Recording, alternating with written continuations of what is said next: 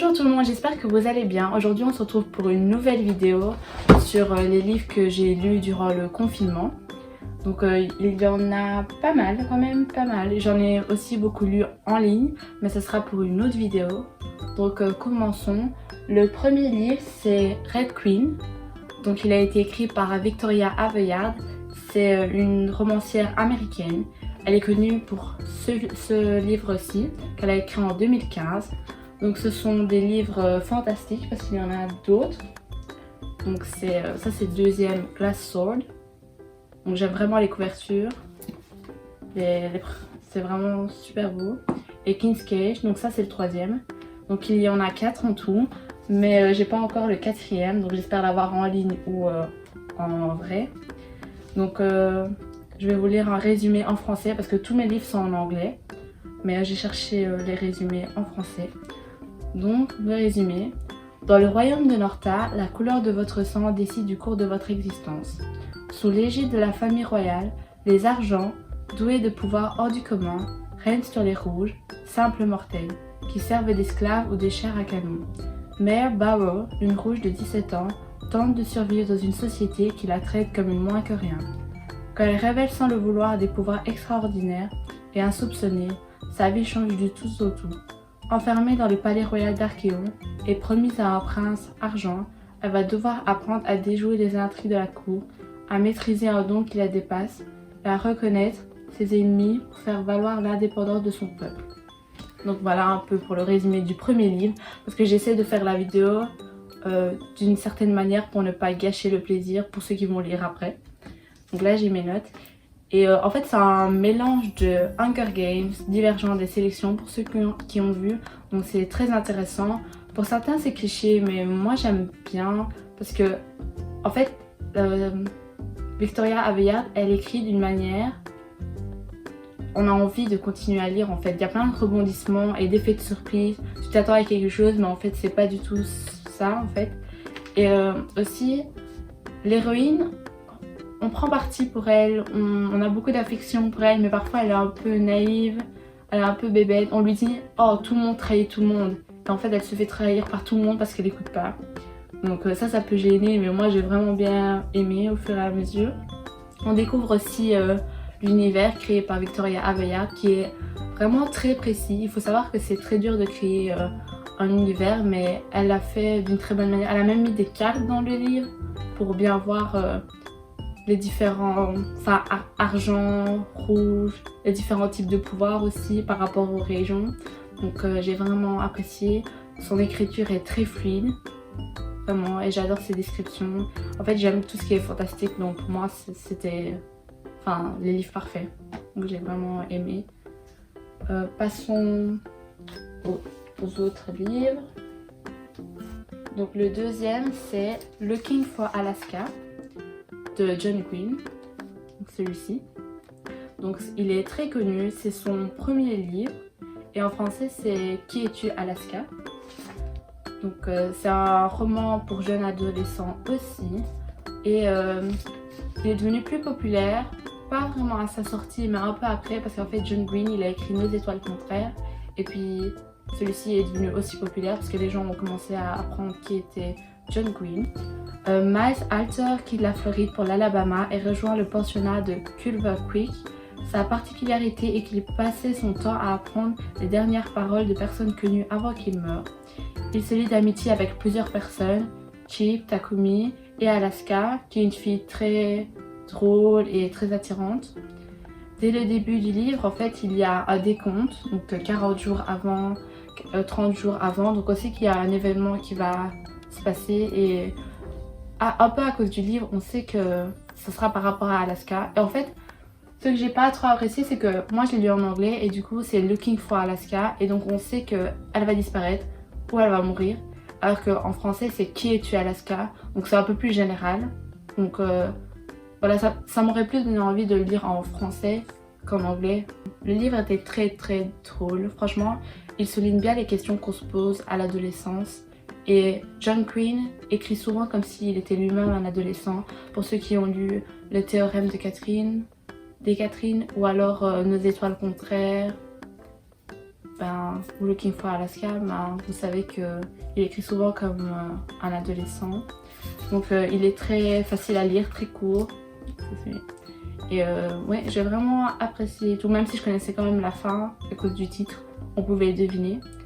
Et voilà.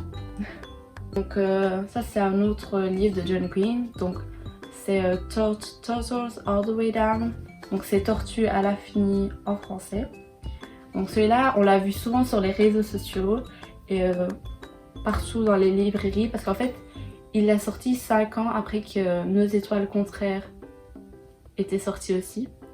Et du coup, 5 ans après, les gens l'attendaient ce livre.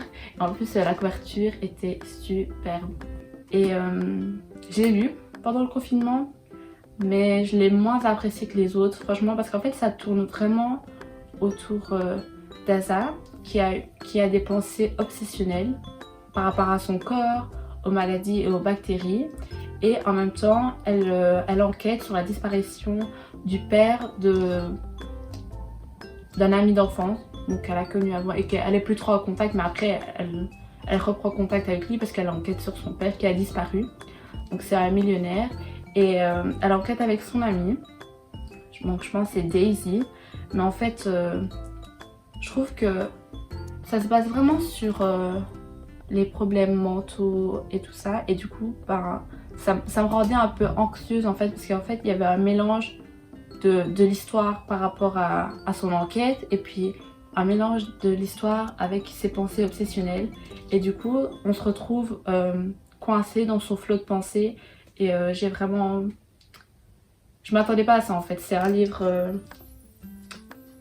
assez différent en fait, franchement c'est à lire et tout ça parce que ça peut aider certaines personnes qui se retrouvent dans la même situation. Même à la fin il y a des sites donc que je mettrai en description qui aident les personnes qui ont les mêmes problèmes par rapport à leur corps ou qui se posent beaucoup de questions et tout.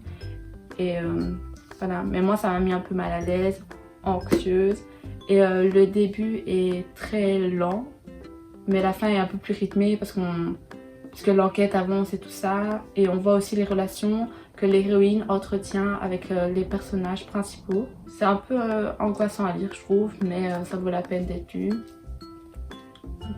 De John Green. Donc, le prochain livre c'est Anna and the French Kiss, écrit par Stephanie Perkins. C'est celui-ci. Voilà. Donc la couverture ça fait très roman pour jeunes adultes, adolescents et tout ça. Il est très connu en Angleterre. Franchement, il y a beaucoup de blogueuses anglophones qui en parlaient à un moment donné. Et du coup, je l'ai lu pour voir de quoi ça parlait. Et c'est un roman en plus romantique pour les adolescents et tout ça. Fraîchement débarquée à Paris pour un an dans un prestigieux lycée, Anna, réservée et maladroite, ne connaît personne et se sent complètement perdue. Elle donnerait cher pour retourner chez elle et retrouver ses habitudes, sa maison, sa famille, ses amis, son job dans son cinéma préféré. Tombée sous le charme d'Étienne, un garçon totalement craquant, n'y change rien. Celui-ci a déjà une petite amie et toutes les filles en pincent pour lui. Mais comment ne pas y croire, quand même un peu, qu'on a la chance de découvrir une ville aussi belle et fascinante? Ne dit-on pas que Paris est la capitale de l'amour? Donc voilà, on sait, quand on est résumé, on sait un peu ce qui va se passer, tout ça par rapport à Anna et Étienne, qu'on appelle aussi Sinclair.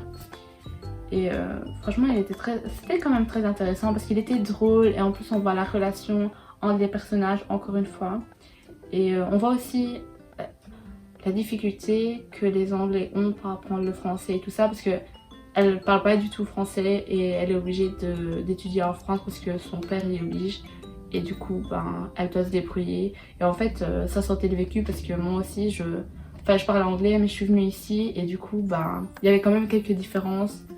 Donc voilà, et j'aime bien l'histoire d'amour entre les deux personnages.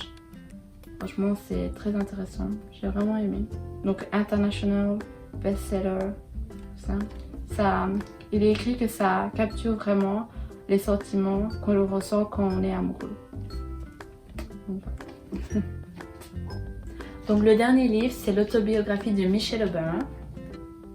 Donc franchement, c'est mon livre préféré, j'ai vraiment aimé sa manière d'écrire. En fait, c'est comme si on était dans un journal intime en fait, comme si on était très proche d'elle.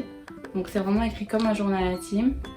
Et il est assez volumineux, donc il y a beaucoup d'événements, beaucoup de détails. En fait, on en apprend plus sur elle et sur sa manière de penser, parce que quand elle était première dame, même si on la voyait sur le devant de la scène, elle était un peu limitée. Et là, franchement, c'est vraiment ses pensées, comment elle a vécu tous les événements, quand son mari est devenu président, le racisme qu'elle a vécu, les moments dans la Maison Blanche. Donc elle parle vraiment de racisme, de mariage, de politique et de son parcours. Donc il faut savoir elle vient d'un milieu modeste, comme beaucoup de personnes, et elle a évolué, elle est devenue avocate, puis elle est devenue mère de famille, après avoir rencontré Barack Obama. Et elle l'a soutenu parce qu'il y a eu toutes les campagnes avant qu'il devienne président. Et après on voit sa vie à la Maison Blanche, et un peu après l'élection de Donald Trump. Donc on voit un peu comment ça s'est passé. Et en fait, je trouvais que c'était vraiment intéressant parce que on se demande tous comment ça se passe quand un président est élu, leur réaction et tout le processus en fait, parce que toute leur vie change. Tout, par exemple, un petit truc, c'est tu roules plus dans la même voiture, t'habites plus dans la même maison, t'as plus tes petites habitudes, comment tu fais pour sortir si t'as vraiment envie, tous les trucs de sécurité. Et puis il y a tout qui change. Je me suis toujours demandé comment ça se passait, et aussi la vie dans la Maison Blanche, parce qu'on voit la Maison Blanche et c'est tellement énorme qu'on se demande en fait comment ça se passe pour eux et aussi pour les gens qui travaillent pour eux.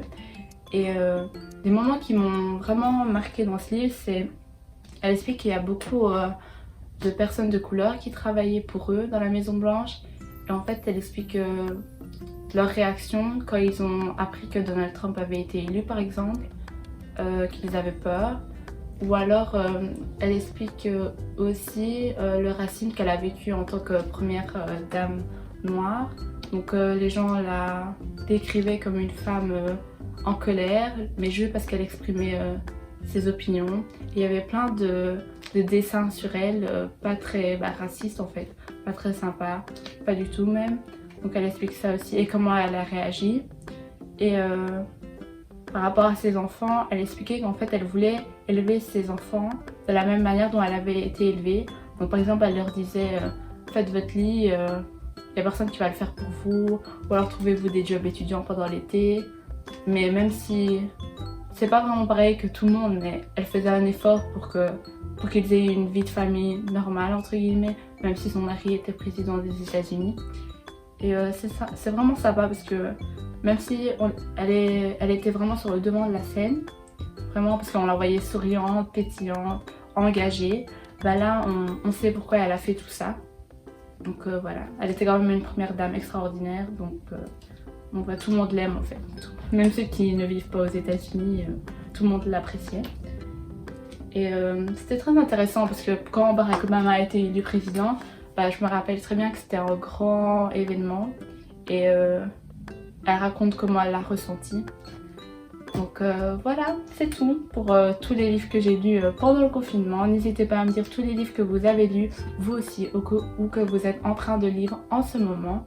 On se retrouve pour une prochaine vidéo.